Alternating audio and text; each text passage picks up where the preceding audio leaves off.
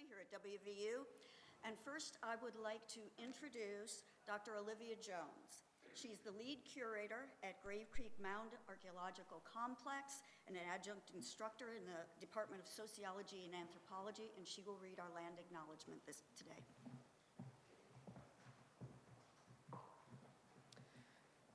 West Virginia University, with its statewide institutional presence, resides on land that includes ancestral territories of the Shawnee, Lenape, Haudenosaunee, Cherokee, and many other indigenous peoples. In acknowledging this, we recognize and appreciate those indigenous nations whose territories we are living on and working in. Indigenous peoples have been in the land currently known as West Virginia since time immemorial. It is important that we understand both the context that has brought our university community to reside on this land and our place within this long history. We also recognize that colonialism is a current ongoing process, and as scholars seeking truth and understanding, we need to be mindful of our participation in this process. Thank you. Thank you, Dr. Jones. So we would like to welcome everyone to this, our final lecture of the WVU School of Art and Design Visiting Artist Scholar Lecture Series for 22-23. We do ask you silence your phones at this time. The J. Bernard Schultz Endowed Lecture in Art History is named in honor of art historian and Dean Emeritus of the College of Creative Arts, Dr. Bernie Schultz. We would like at this time to thank our donor, who prefers to remain anonymous, for supporting the wonderful speakers addressing important art historical topics that we've had in the past, the present, and in the future. And now I would like to introduce my colleague, Professor Megan Light, who will introduce today's speaker. Thank you.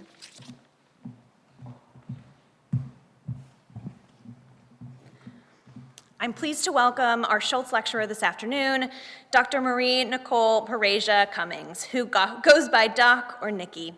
She is an archaeologist, an art historian, and anthropologist who currently serves as a consulting scholar for the University of Pennsylvania Museum of Anthropology and Archaeology. She is also an assistant professor at Marshall University in classical archaeology and religious studies. Nikki earned her MA and PhD from Temple University, focusing first on Minoan tripod cooking vessels and then on Bronze Age Minoan and Cycladic iconography. While finishing her first book in 2017, titled Monkey and Ape Iconography in Aegean Art, her interest shifted beyond the Aegean Islands to include ancient Egypt, Anatolia, the Levant, Mesopotamia, the Indus River Valley, and beyond. Her talk today addresses Bronze Age Aegean wall paintings depicting monkeys from Crete and Thera, which shows the animals in a variety of roles, including wild or possibly trained monkeys. They may be cultic or sacred. While stylistically Aegean, these images are related to Egyptian and Mesopotamian iconography. To better understand these stylistic relationships, primatologists from around the world were consulted to identify any visible characteristics of particular species. This approach results in a new contributing source for monkey iconography, the broader Indus Valley.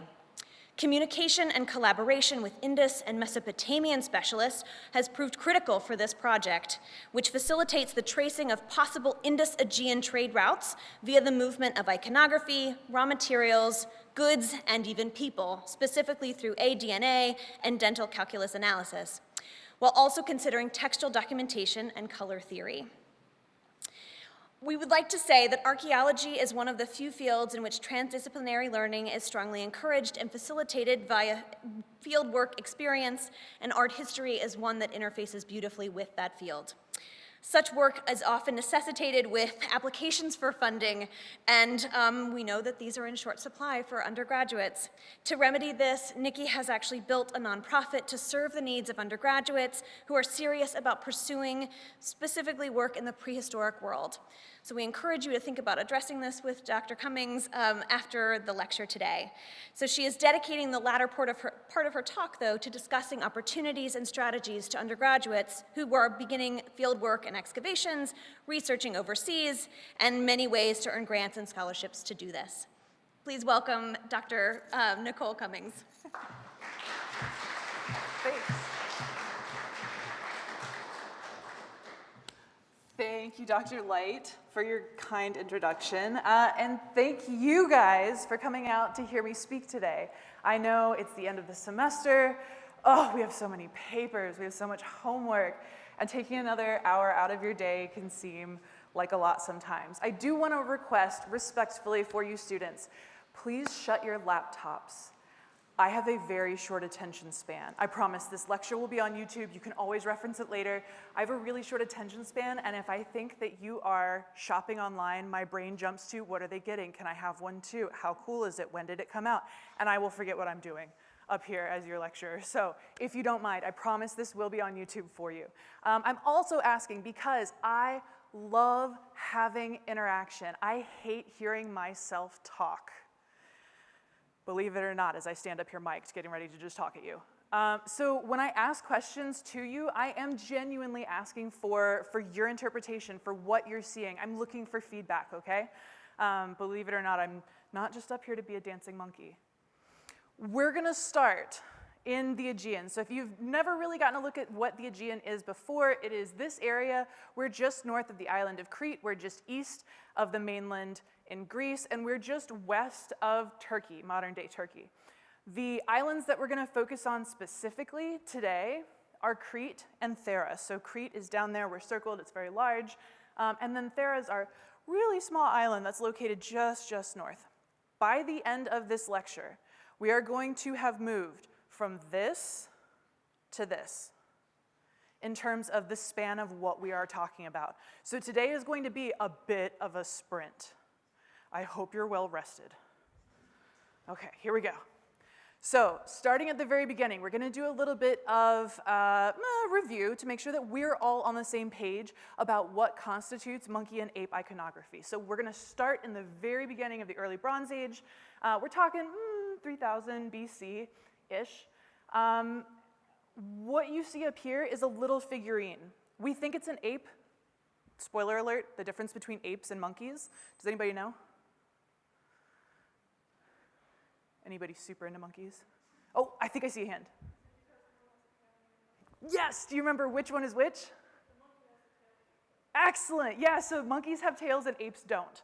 So just because we can't see a tail up here, we can't see a tail on this figurine, we think it's an ape. If you flip this little figurine, and it is a little guy, if you flip him over, you can see here on the very bottom, we have in size decoration. The decoration, a lot of people look at it and they say it's lions. I beg to differ. It looks like baboons to me, but I see monkeys everywhere. So maybe I'm not the person to ask. If we look really closely, you can see there's a hole that runs right through the shoulder of this little guy. So he probably would have been used as a bead. And then you could stamp that kind of seal impression onto clay or wax or what have you, kind of like a signature. And we think a lot of our early monkey small little figurines or seals look very similar. What's really cool about this is we see this in Egypt too. So what are some of the similarities that you see between these two figurines? Hit me. Yes, this pose is so important to who monkeys are and how we represent them in art. I mean, anytime you go to the zoo, you probably see little monkeys, right? Crouching down. They're not quite sitting like people. This like seated squat, absolutely. Do you guys see anything else that's similar? Hit me. They both have a pronounced snout, good. So we're getting facial features. There's one more, all the way in the back.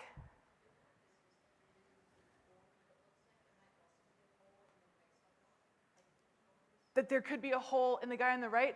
Oh, maybe, there could be. I haven't gotten to see this one in person yet.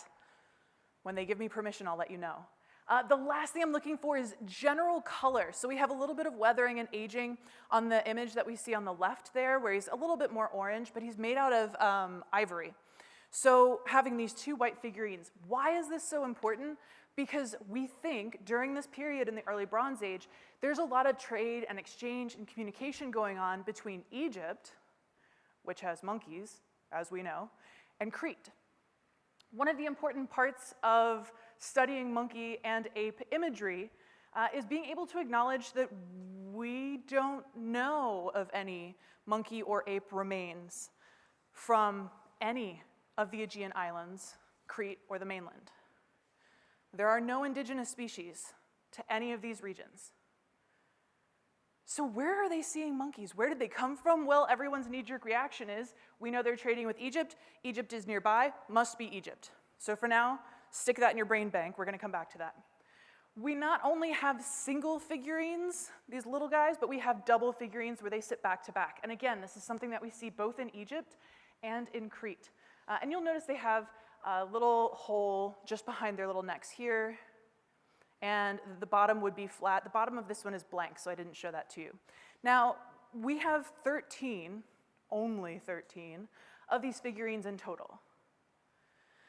Most of them look like this, but there's one who doesn't. What's different? One of these things is not like the other, right? What's different? Hit me. Yeah, excellent. Yeah, so he's not, or he or she or they, are crouched, they're not crouched down kind of on their heels. Instead, they're seated upright, almost like a human, right? So between that and being propped up just here on a little platform, this is something else. So, do we have any archaeology students in here, anthropology students in here?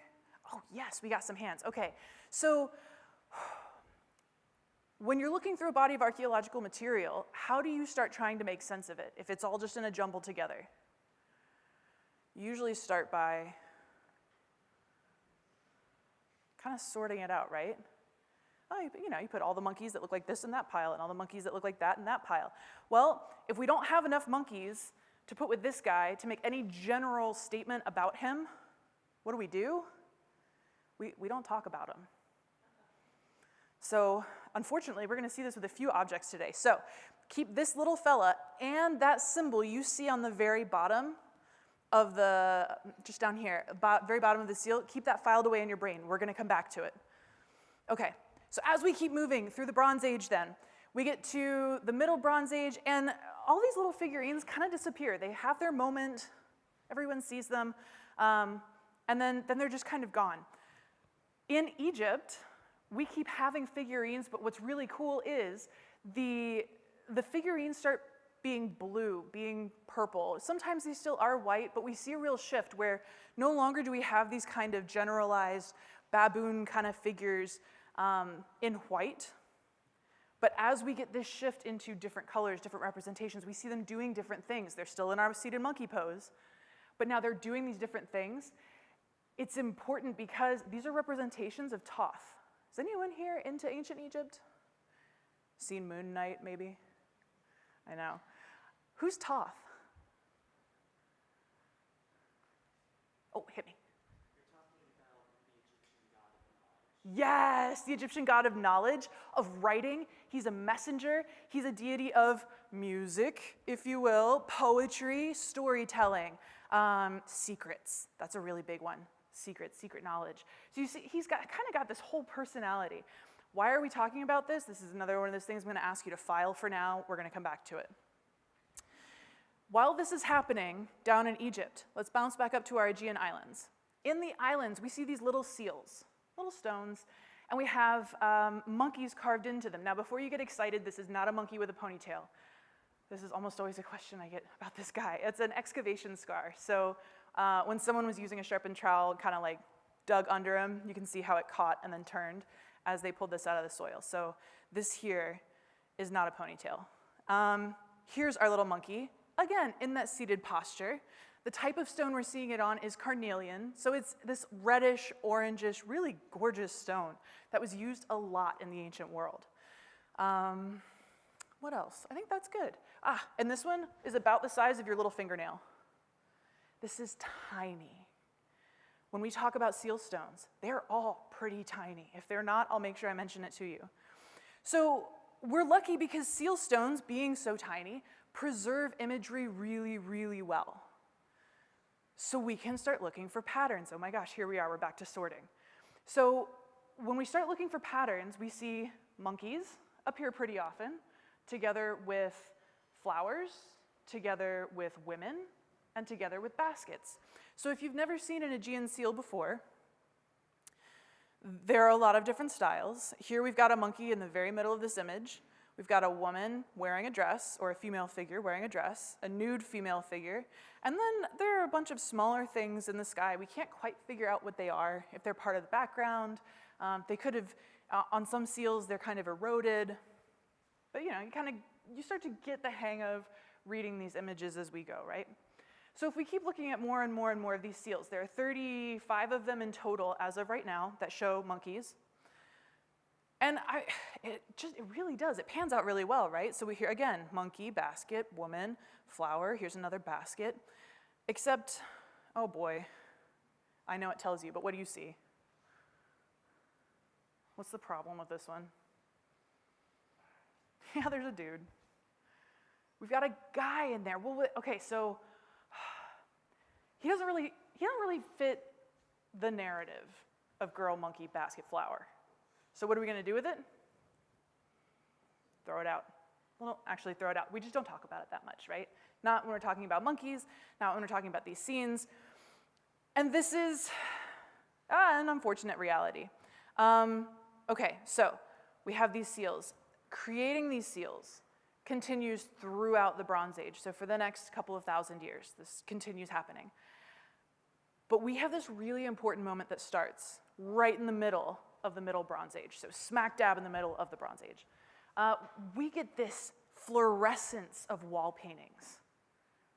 Have you guys studied any of these Aegean wall paintings in your classes before? I'm keeping my fingers and toes like crossed here for your, like, oh yes, in survey we, is that kind of, I heard an oh yes, I'll take it. Yeah, so what's really cool about these wall paintings is now we're moving from teeny weeny little objects where you really got to kind of squint to get into the details to having an entire room where we can see the way that these monkeys are represented. So in this case, we've got monkeys, and I know they're kind of hard to see. This is the only reconstruction that's available of this room, so forgive me with this drawing here. So we've got monkeys in a flying gallop pose. Ooh, did you guys learn that one in art history? Flying gallop? It's like Superman pose. What does it represent?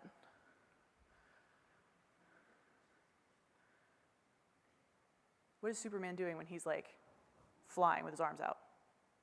You fly slow? That would be a nightmare. Well, I hope you're zooming around, right? So flying gallop should mean fast, should mean strong, could be all those things that you want. So when we have a monkey represented in flying gallop, that's what we're seeing. So we've got our monkey back here in flying gallop pose. We've got another monkey over here smelling flowers. A few of them are smelling flowers.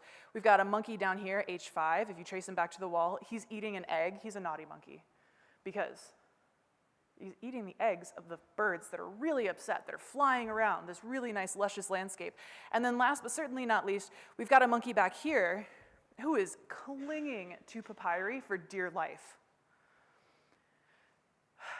Do any of you, by any chance, watch animal videos when you can't sleep? Oh, you're on YouTube, you're to the point where you're like dropping your phone on your face, but you have to see the next cute kitten. So I do that with monkeys. And one of the most popular type of monkey videos are drunk monkeys in the Barbados, the monkeys stealing tourist stuff. Some of our earliest evidence for monkeys drinking alcohol comes from the ancient period, especially in Egypt, where we know monkeys would sock away different fruits and go back once they start fermenting. This is not what you thought you were going to learn today, is it? Yeah, so this could be one of the first times that we see this in art, which is actually really exciting because that means that we all know about it, we just haven't seen it in art yet, if we know what we're looking at. Now these guys, so near and dear to my heart. I love these guys. If we look at them closely, I want you guys to notice the difference between the original fragments and what's been reconstructed. So our original fragments are the parts that look kind of gritty, kind of dark. They can be a little bit difficult to read. And the areas that look more almost pastel, that's all reconstruction. Totally changes the way you look at this image, doesn't it? So over here on the left, your left, we've got some pretty well-preserved monkeys, right? Well, one well-preserved monkey. We have almost the whole body here. Over here, we've got some good body. Over here, we've got a good amount of body. By the time we get to this last monkey on the upper right, we got a little bit of tail, an elbow, and some fingertips. So when it comes to viewing reconstructions, remember to read them with a grain of salt. We can only do what we can do with the pieces that we have. However, I want you guys to pay attention to the fact that these monkeys are huge. This wall painting itself probably runs from about, I'm 6 feet tall to give you some scale, from about my knees to somewhere between my shoulders and my ears. Here are my ears. So this is big, especially compared to the seals that we were just talking about, right? So if we're gonna study these, we have to look at the fragments that we have that are original, not our reconstructions. And when we do that, we find something really cool. I get goosebumps every time I talk about this. So we're supposed to be getting these monkeys from Egypt, right? Now, how many of you have seen Egyptian art? Whether it's in art class, whether it's at a museum, whether it's in some kind of pop culture, Moon Night, whatever, right? You have a vague idea of what Egyptian art looks like. And in Egyptian art, do we have a lot of individualism? I hope most of you are like, no.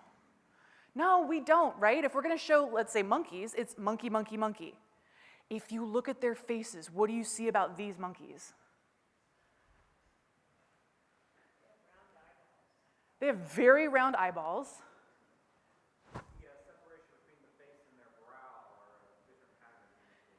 Yes, they have different facial markings. So we're seeing, and I know you guys are like, why is she so pumped? We're gonna get there. We're seeing different individualized monkeys, which means odds are these monkeys were seen in person by the artist. But that's not possible, remember, because we don't have any monkeys that live there, unless we're importing them from Egypt. We're going to Egypt, seeing them making sketches, coming back, and then painting them on the walls. But in any case, there's more observation going on of live monkeys than we had previously realized. Oh, that's cool, right? At least we know we're not copying another piece of art that came out of Egypt for these representations. That's okay.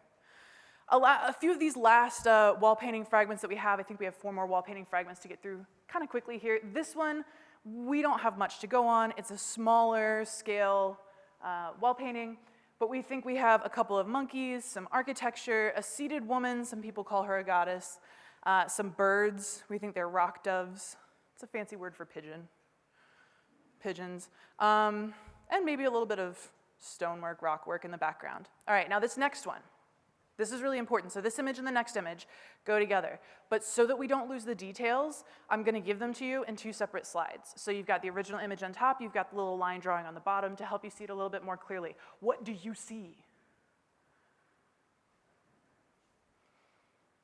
I'll give you a hint, it's written up there. We see a monkey playing a harp. Who in their right mind would give a monkey a harp? Right? Much less one that's gold. That's painted, well, okay, maybe we're misunderstanding the yellow color. Maybe it's not gold, maybe it's wood, but it's painted in yellow. What else do you see? There's a monkey with something that could be a sword. So this is the thing that trips us up a little bit. If you check it out right here, it looks like a sad balloon, right? We think maybe this is the way that they were painting tassels, because that's kind of a tricky thing to paint, right? So it could be tassels at the end of a long scabbard. So if you can see these dark loops here, these represent like the part that would be tied to your belt, so that you can, you know what a scabbard is. I'm seeing some like blank stares. Scabbard being the thing that you put the sword back into so that it's like sits at your hip. Okay, tracking now. There we go. All right. And last but not least, what is this? Can you see up here? It's right next to the monkey's face. What is that? It's round. It's not quite a horn. That's a good guess. It's an earring. I don't know where that came from, but yes. Yeah, it's an earring. You got a pirate monkey? Well, we've heard of stranger things, right? I mean, when it comes to monkeys, they're almost a token critter for sailing the 7 seas, travel, getting into trouble, certainly. Maybe it's a coincidence.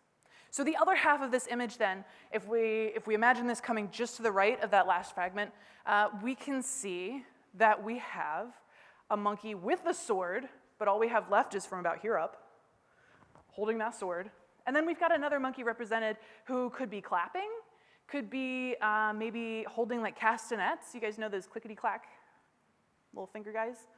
Could be holding castanets, could be holding some other kind of percussive instrument. We're not sure. But these four make a scene, so it's almost like we have musical folks to either side, and in the very middle, dancing, maybe battle? We're not quite sure. And this is our crowning jewel from Akrotiri. This is one of the best preserved wall paintings. And oh man, this thing gets a lot of attention in academia in terms of articles and books and theories and what have you. So for the purpose of what we're doing today, we're not going to go all the way down that rabbit hole. We're just going to walk through what we see first. So first and foremost, we see a young girl here wearing kind of a special garment. We think it's for special occasions. She's dumping out a basket full of flowers into a bigger basket, from which presumably our blue monkey, who's standing up here on these hind legs, took some little pinches of what occurs in the very, very middle of these flowers. Now, if I tell you these flowers are crocuses, do you know what this monkey is getting from the very middle? Did I tell you up there? Oh, good, I didn't. What grows in the middle of crocus flowers? It is one of the most expensive spices ever.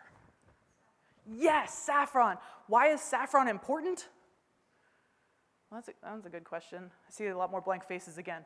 Not just for flavorings, not just for seasonings, but what constitutes medicine in the ancient world?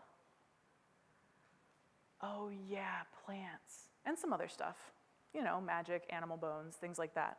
But for the purpose of what we're seeing here, people have interpreted this image as being one of healing or some kind of healing ritual where the monkey is handing off the saffron to what we think is a massive seated goddess. Why is she a goddess and not a woman? Because she's so big. If she were to stand up, her head would blast through the upper border that we see here. And the taller you are, the more powerful you are. Did I mention I'm 6 feet tall? Yeah. And then right behind her, we've got a griffin. So here's our griffin. Winged, legs of a lion, face of an eagle, falcon, raptor, not dinosaur raptor, but like bird raptor. Okay, just gotta clarify. I've had some weird conversations with folks. And then here along the background in this reconstruction, you can see what we can't really see very well in the wall painting itself and the fragments that survive. The entire background is covered in crocus flowers, clumps of crocus flowers that we think would have been growing somewhere in the surrounding environment. Now what's really, really cool about this is that saffron comes from crocuses that really only bloom during maybe 2 weeks in October. There's this wild crocus that grows on the island of Crete in particular.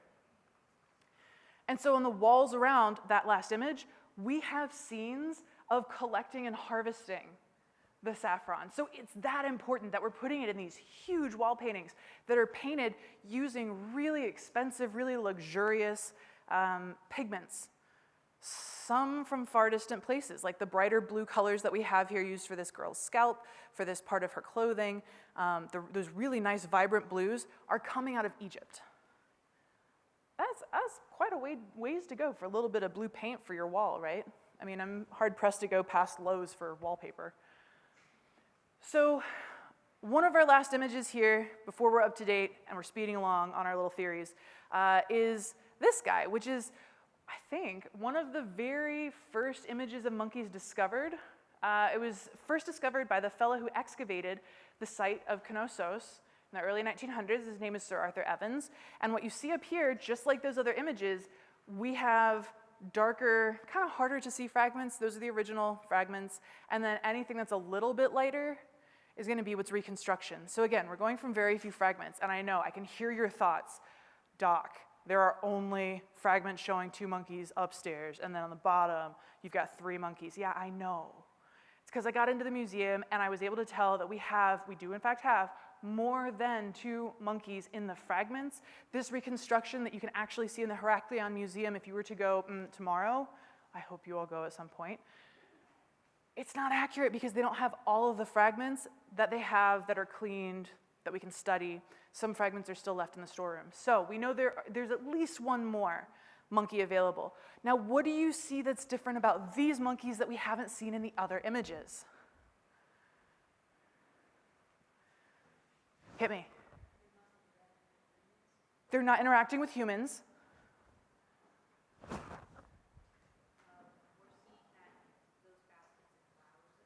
Good, we're seeing baskets, we're seeing flowers, but what's different?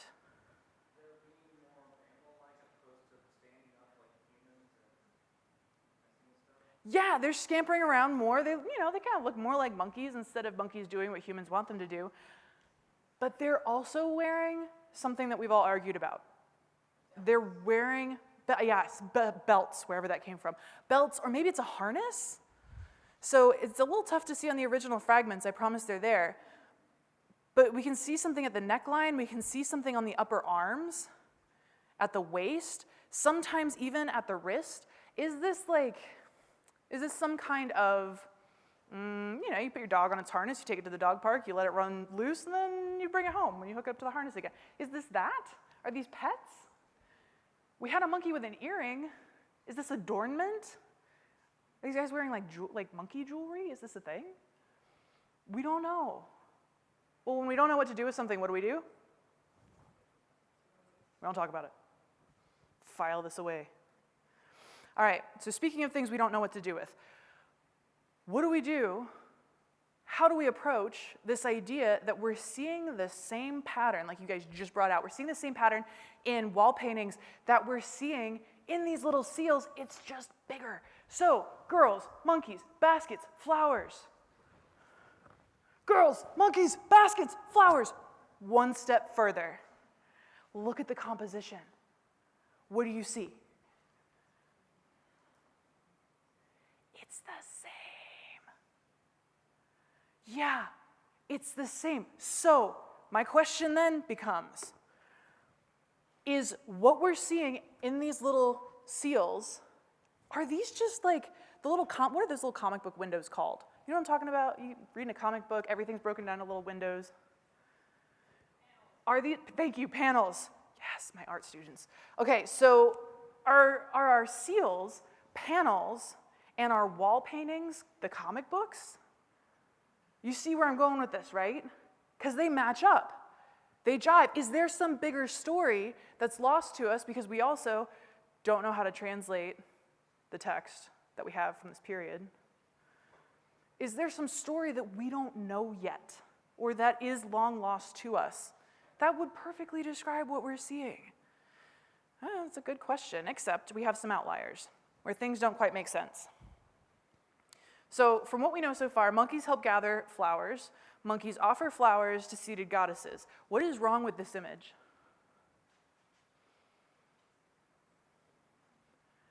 So we got a monkey on your right, next to a really big flower. And here's the monkey's on a chair. Monkeys don't sit on chairs. Wait, do they? Oh, remember that stuff we threw out? Remember that first seal with the monkey seated upright? Maybe it's a coincidence. In any case, some people still argue about this image, and they go, well, maybe it's fake. We don't really see monkeys seated upright. We don't really see them receiving people. I mean, it's seated on what looks like a camp stool or something, you know. And it's got this weird little belt. We never see monkeys wearing belts, do we? Must be fake. So it's about at this point that I wanted to wrap up. I thought I was done with my PhD. All this research up until here. And one of my friends was at the Penn Library studying these little, have you ever heard of cylinder seals? Did you guys talk about those at all in your survey classes? They're like seals, they're like on these little rolly bits. There's a hole that goes right through the middle and you can like roll out your signature as opposed to stamping it. So she was looking at Mesopotamian cylinder seals. And she goes, oh, you're looking at monkeys and like Aegean seals, you should see the ones we have in Mesopotamia. I was, oh man, here we go. So sure enough, what do you see? People approaching, someone who's seated on a raised platform, and what is this? Right smack dab in the middle. It's another monkey. It's another, so you can't finish your dissertation then, can you? Well, I had to, or I'd never finish it, so I finished it, called it a day, and was like, all right, well, this will be the book. So how far down the rabbit hole does this go? Now, the image that you're seeing the reconstruction of on the right, there's a lot of argument about its precise date. Ballpark, we're going to say 1500, 1550 BC. So when you then see that some of these other seals from Mesopotamia come from 500 years earlier, where's this idea coming from? Where's this image from? Where's this composition coming from? Maybe this isn't something that's just Aegean in nature. Maybe this, wait a minute, I thought we were only talking to Egypt.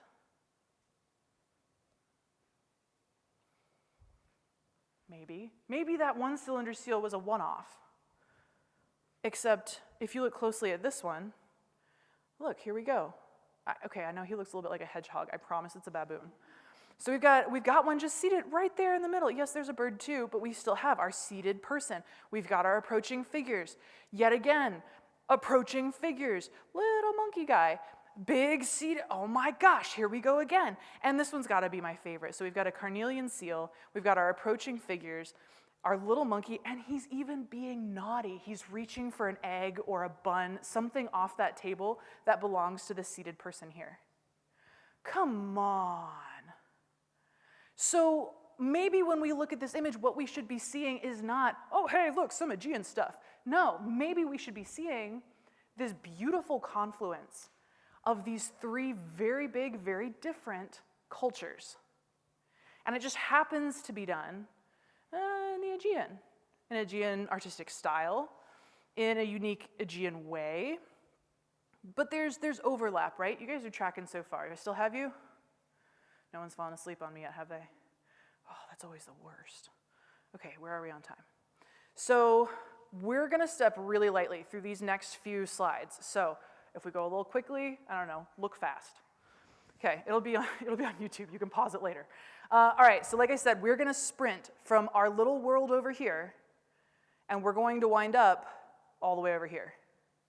So what's in the middle? Mesopotamia. If we start by looking at the site of Susa, S-U-S-A, it is one of the coolest sites because it is nested right up against the Zagros Mountains, and there's this nice kind of little valley area where we think there could have been caravans coming through from farther east, possibly. And one of the earliest things that we have from Susa that shows any evidence of monkey imagery, as you can see up here, is called a bulla. Do you know what these are? Have you ever learned about these? Little clay envelopes, little containers kind of. They're created basically like, you know when you send something through UPS and they give you that slip that's like, okay, if it gets lost in the mail, it's our fault, here's your tracking number, good luck. That's what this is. So like, let's say I'm sending you guys 5 bales of grain. Let's make it barley so we can make beer. So 5 bales of barley. I'm gonna put these 5 tokens inside of this little envelope and then stamp it all over on the outside so that if anybody tries to get in there and take out a token, we're gonna know. Also, so that if while your goods are in transit and someone steals one of those bales, or maybe the person who is sending them is trying to make a little extra on the side, sells one of your bales of grain, when it gets where it's going, he hands it off and he says, oh yeah, dude only gave me 4 to send to you. You crack open this thing, and you see 5 tokens and you're like, nah bro, you know there's something up. That's the whole point of this. This is an object designed for travel. That makes sense, right? And it's covered in monkeys. How cool. It's also one of our earliest objects. So if you look down here, the best that the Louvre would give me is the late 4th millennium BC for our date there. Now, this little guy, not so particular. I feel like maybe my nephew could make this. But he too is late 4th millennium, and he is also from Susa, so this is really important. Now this next part was a total mistake. I'm telling you, some of the best ideas you ever have are total mistakes. So I was getting ready to teach my survey art history course when I was at Penn State University, and over here on the right is an image that is in almost every single introduction text that's to world art, not just Western art. So that happened to be out at the same time that I found this image of this little fella on your left. They're not exactly the same type of stone, but they're close. They're not exactly the same color, but they're close. They're not exactly the same style, but they're close. Could this be different workshops, same location? It's possible. the first time I looked at this, I thought, okay, this is definitely not a baboon. We see a lot of baboons coming out of Egypt, right? Not a baboon. Could be some other kind of monkey. I have no idea where it would come from. So not being a primatologist and not knowing anything else about monkeys, this is what we got. As we move over and look at what we have in Egypt, slightly different period, not the same. This is not something that we're seeing coming out of Egypt at all. So where is it coming from? That's a good question. What other kind of monkey imagery do we have? Again, we've got a little critter. It doesn't exactly look like a monkey. I think it looks like a really happy hamster. I promise it's a monkey or an ape. That we have on top of a hairpin over there on the very left. I love that little guy. We've got monkeys that are also like prey. They're being hunted. We can see that in some imagery. So here we have an elite individual hunting the monkey in the tree as opposed to the boar on the ground. And then we've got these. There are 8 of these in existence. There are only 2 that have been photographed. This is the only clear photograph that we have from the British Museum. And what do you know? We've got someone, probably male, because if you can tell the area that's missing, that's been eroded away, that's been broken, that's where a beard should be. So we've got a male individual with 2 monkeys, one on his shoulder and one down here, and this monkey's on a leash. Could be a coincidence, right? I know, we're dealing with a lot of coincidi. There are a lot of things happening randomly. Yeah, so, all right, so that's gotten us as far as Susa. Now this is where it gets really interesting. Remember this little fella? We didn't have a lot to compare him to, but now we've kind of been racking up these other examples, right? Now we're really getting there. Pay attention to the symbol that is on his base. Because this is something that, could be, it's geographic, geologic, geomorphic, geometric. Many different cultures could have made it before.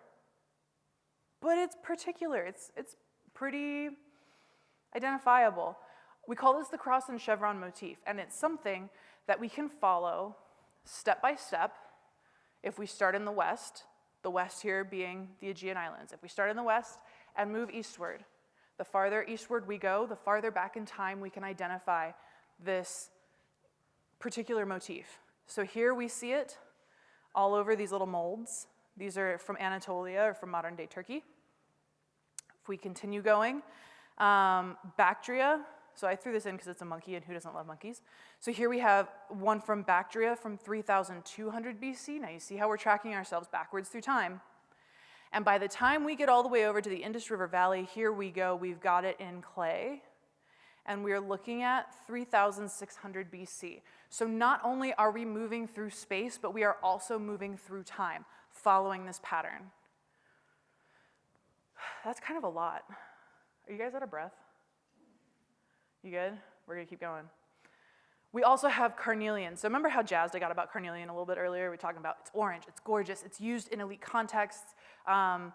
Carnelian really only comes, high quality carnelian, really only comes from these gorgeous mines in India, in the Indus River Valley. And it's carved into these shapes, they have a very long name, called elongated biconical beads. All that means is there's like a ridge in the middle and then it tapers, and they're long, elongated, right? So we see this cool phenomenon where we know Mesopotamia was trading with the Indus. We know that, they've been doing it forever. That's not news to anyone, except to people who study in the Aegean, because we don't look up really from what we're doing in the Aegean to talk to those around us. So it's really important we do that. And that's kind of what shed light on the fact that these carnelian beads, as they move through Mesopotamia, are cut into smaller pieces so that you can upcharge as they're coming in, because the farther you get from the source, right, things get more expensive. So we're cutting them into smaller pieces. Sometimes we're even adding this motif, looks like a bullseye, right? Sometimes we're even adding that to some of these. And so far, the farthest west that we have found these beads is over here, the island of Aegina. And it comes from the very beginning of the early Bronze Age. Indus, Greece, the beginning of the Bronze Age. This is huge, right? So there's kind of a complicated thing that we do need to talk about real quick. If any one of these conclusions were the big conclusion that we would be talking about here today, it would be totally fair to go, maybe it's a coincidence, maybe it's a one-off, maybe you're reading too much into it. But when we start stacking these patterns that we're finding, there comes a point where it really can't just be coincidence. It really can't just be, maybe you're reading too much into it. You guys are still following me down the rabbit hole? Oh, we're not done. So speaking of primatology, our monkeys here, remember how we talked about them? They could be from Egypt, they could not be from Egypt, we don't know, whatever. So traditionally, it's been art historians and archaeologists who have looked at this, looked at some pictures of monkeys and said, hey, they kind of look like these ones from Egypt. That must be what they are. These monkeys. These guys are little. They're like cat-sized. Sorry, this is not correct. This is correct. They're like cat-sized. Oh, there's a baby. Their little tails are what most people notice. And so here you see our vervet kind of vervet is the name of the species. So the end of the tail kind of limp, kind of extended, and you can see that they are moving, they are active. They're not just sitting and chilling. So I got a team of primatologists from all around the world, shared with them all of the images that I shared with you today, and some more, and asked them to give me their ideas before they gave anyone else their ideas about what kind of monkeys we're seeing. And every single one of them said that they think these monkeys are Hanuman langurs. Well, they didn't say Hanuman, they said langurs. Langur is not the species, it's the genus, so step it back one. Right, we're going with a general kind of taxonomic identification, which is really cool because they don't come from Egypt. Where do you think they come from? They come from India. India, Bhutan, Nepal, these guys are from so far away. So how on earth are we representing them in wall paintings so specifically that we can identify their taxa? This is so legit, guys. I probably shouldn't say that on something that's being recorded and posted on YouTube, but it is true.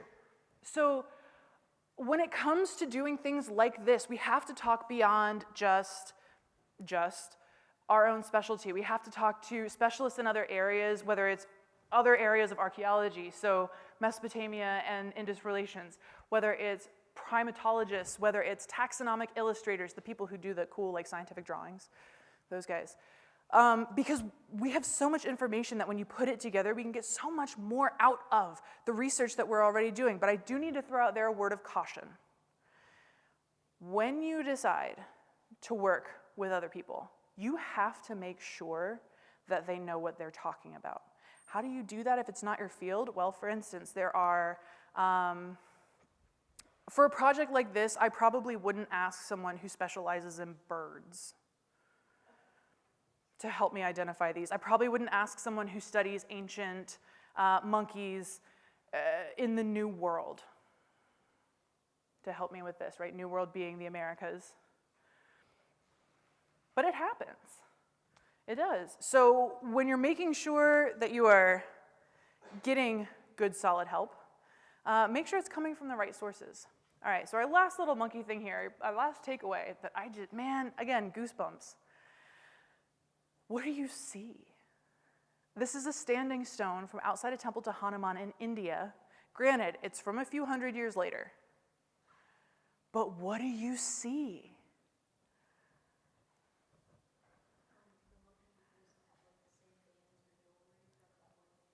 We got a monkey wearing jewelry? Do you see our belt? Oh man, what else do you see? What's it doing behind its back? I'll give you a hint. There's a tassel down here. Yeah, I hear you guys. Sword. It's a sword. Yeah, it's a sword. You can say it. You're right. So many, even down to our little earring. We've got eyebrows on this little guy. Granted, not exactly depicted the same way, but we do. We have earrings, for crying out loud. Okay, and I would love to keep going, but I also want to make sure that we have time for questions. So if you guys want to know more, I'm very happy to talk to you about more. I'm going to skip over some slides to get us to the thank you slide, and then we can do questions, a lot of slides, to get us to the thank you slide. There we go. Yay, thank you. Thank you guys for talking. Seriously, I can't tell you how many times I lecture and people just kind of stare. So thank you for being interactive. Thank you for talking. Do you guys have any questions? That was a sprint, wasn't it? Hit me.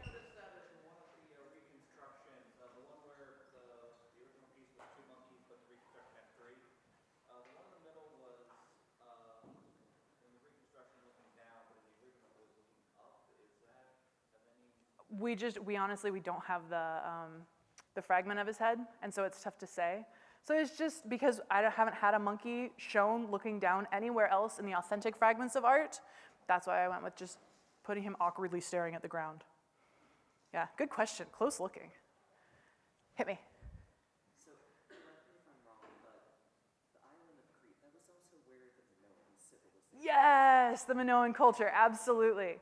Yeah, so we've got our Minoan culture, and they're actually, the very first site that we are aware of that's been excavated is Knossos, where we find some of those wall paintings. 2 of those wall paintings come from Knossos.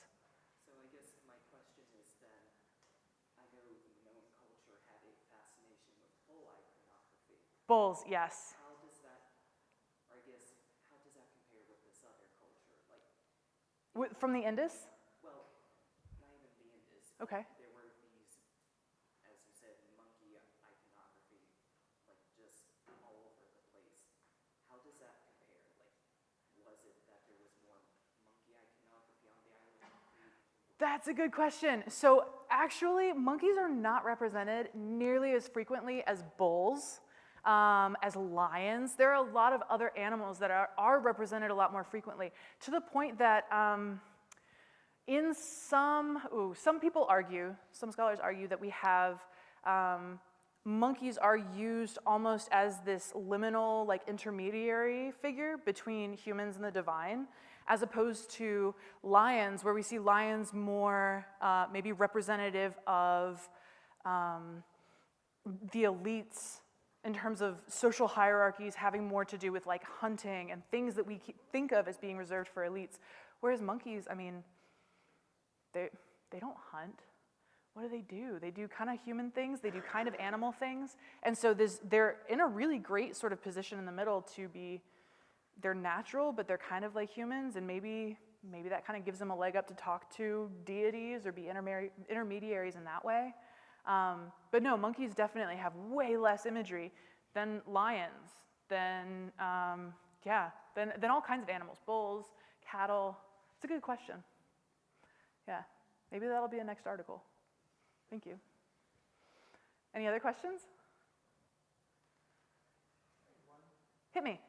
The one monkey that's sort of seated standing, Mm-hmm. the other difference was the fact that, from what I could see, and maybe I misinterpreted this, is that the arms were actually separated from the body. Yes. Now that to me is the only one we saw like it, where the other ones had that kind of Egyptian connector thing. Mm-hmm. Body kind of thing. So where does that fit? I mean, how would you interpret that sort of concept of the person who created that?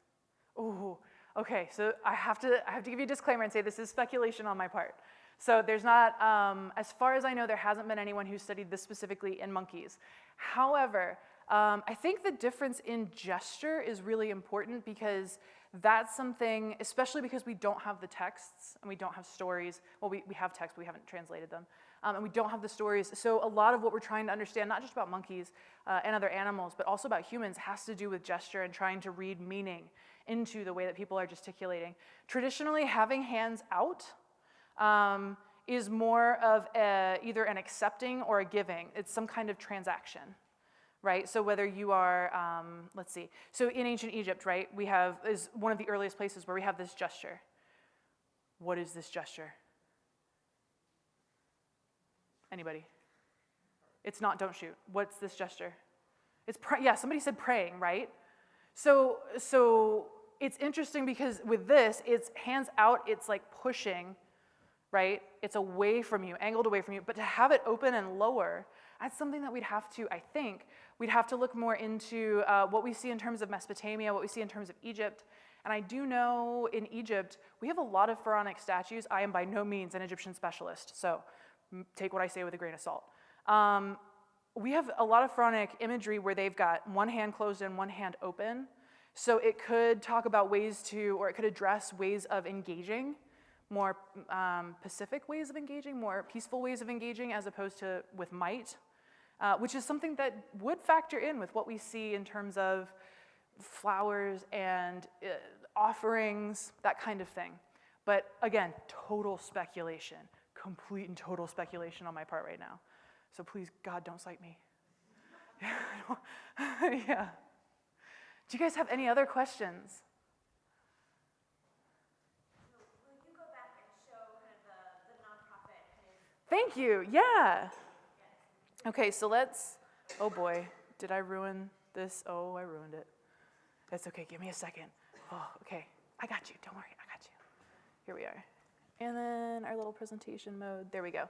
Yeah, thanks though, Megan. Yeah, so in terms of my nonprofit, and I'm not kidding when I tell you guys we are growing our nonprofit. We are working really hard to make sure that this isn't something that only goes to students who work with me personally, although I love working with students. Coming up and wanting to go into Aegean prehistory, knowing that this is something that I wanted to do, I was absolutely heartbroken that I could not afford to start to do any study overseas. I couldn't go to field schools when I was an undergrad because money just wasn't there. And I'll be honest with you, I am from the middle of nowhere, Indiana. Like middle of nowhere. So it's not really like working at the corner shop was gonna make me enough extra money to go overseas in the summer. Because of this, yeah, I started this nonprofit. We call it ABASI, which is short for the Aegean Bronze Age Study Initiative. And it focuses primarily on the Bronze Age, but also on any regions that are in contact with the Aegean, related to the Aegean. And after a bunch of the research that came out recently, pretty much that means anywhere in Afro-Eurasia. Yeah, because some of our best research is finding that we were all connected.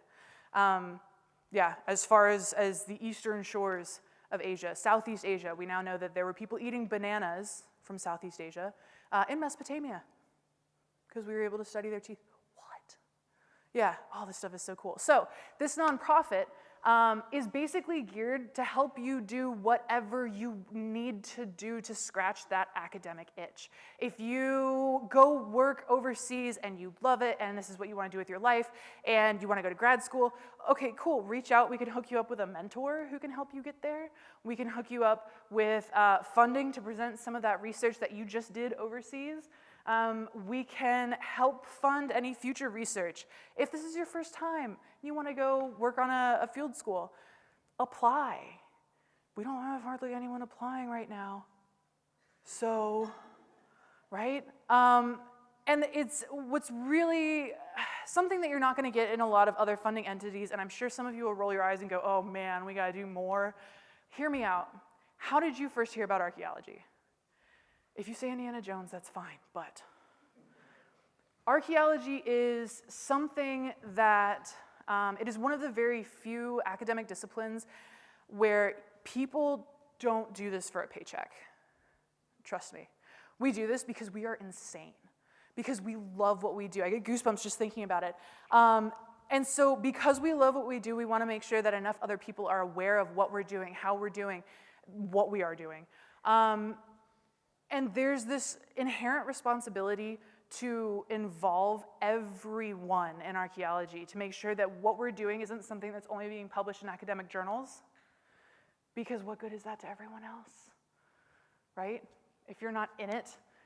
So part of ABASI is dedicated to outreach. So if you do receive funding, you may be asked to talk about that presentation we just gave you $3,000 to give at that conference. Can you do that again in a few months for our conference that we do here, like our ABASI conference, so that donors can see where their money's going, and so that local people, elementary school students, middle school students, high school students, other college students, can hear what you're doing, because it's cool. Yeah, so outreach is really, really big. So we don't limit outreach to local areas. We, yes, engage locally, but we also engage in Greece. So here's one of my colleagues setting up one of our excavations had a huge museum exhibit. So if you're into museum studies, man, we got funding for you too. Just stay in contact, okay? And I know your profs will have no problem passing along my contact. Our website was supposed to go live this week. but my web person had a family emergency. So next week it will be live, in which case they will pass along the website information. So if you are at all interested in this and you want to scribble down some deadlines for the next academic year, any presentation that you want to do in winter or spring, we've got October 15th. This is forever away. Our turnaround is extremely fast because there are still so few people applying. Not much of a decision, you know? Same thing with excavation. So because a lot of us don't hear back about whether we have the grants or the permission for us as a team to go excavate before February, I'm not gonna ask you to apply for funding before February. But this also, again, means I will be able to turn around very quickly. And when I say I mean it's me and 2 other people doing this. You will know very quickly if you got it or not. When you have it. So, and then research grants, of course. And this is any kind of research. You want to sit in the hole in the library all summer and read about blue monkeys? Oh man, you got that research. You'll get the funding. You know what I mean? So yeah, so anything that you want to do, let us know. We'll find a way to help. Cool? All right, am I keeping you guys? Oh, we're 5 minutes over. Sorry.